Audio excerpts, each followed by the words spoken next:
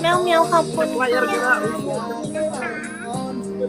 พี่กดได้เลยน้องใส่แค่5 คนพี่กดได้เลย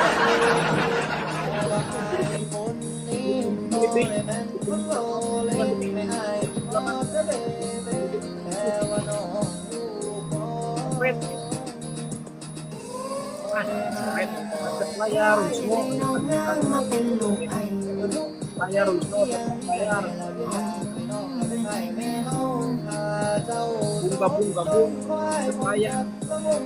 ไปเตยลั่น ใส่ มา ไปแล้วลุงใส่ไปแล้ว